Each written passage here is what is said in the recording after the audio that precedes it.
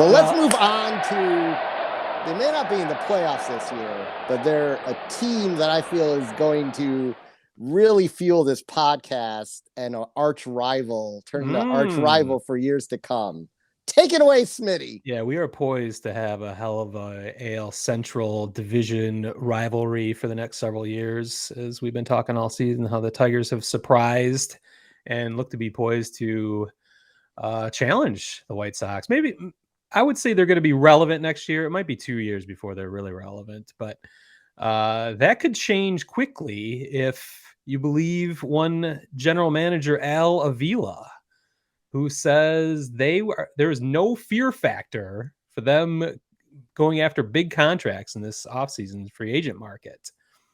At the same time, he said they would not be spending like drunken sailors, which is kind of a mixed message. I get what he's talking about. His message is to get it out there for the fans, to give us some optimism, to sell some season tickets, that they are going to go after free agents.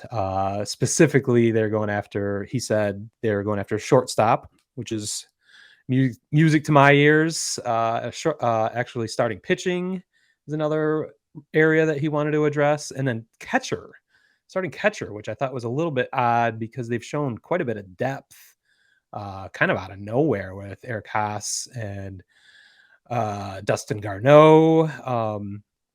Grayson Griner, I'm not going to count on for anything, but I think what this speaks to is Jake Rogers' Tommy John surgery is going to keep him out for the whole year. So that's kind of was potentially going to be one of their catchers of the future. So his timeline might exacerbate that going after a free agent catcher.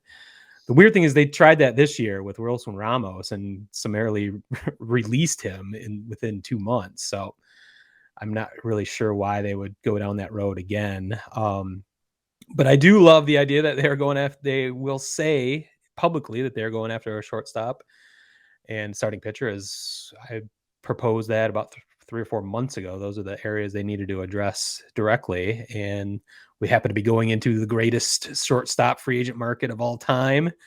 We saw one of those potential free agents targets, Carlos Correa, last night or yesterday afternoon.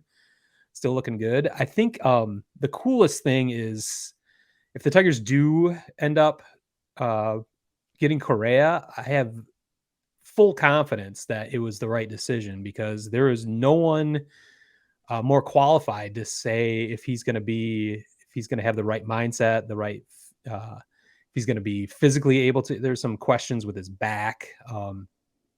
But AJ Hinch has the insider knowledge as his former manager. He knows everything about the guy.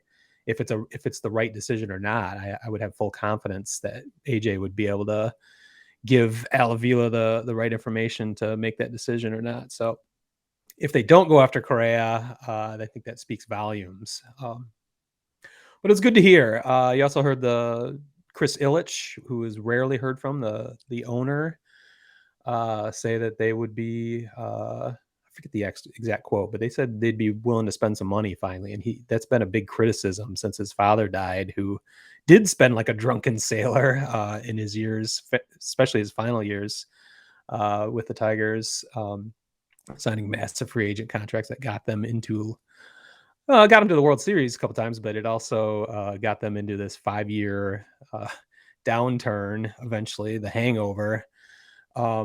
Chris Ilitch, his son, finally did say that he would be spending some money. So that's an encouraging sign. The Tigers finished 77-85. That is, I believe it's 7 games over the Vegas under/over predictions before the season. So that was a nice thing to see. That's why they're thinking they can build on this young roster and add some key pieces. So I'm looking forward to that. It is their best season in 5 years, was the other little factoid, which is kind of sad to say. They're still 5 games below 500. And yet that's as best they've been since 2016. So, but we're seeing some encouraging signs.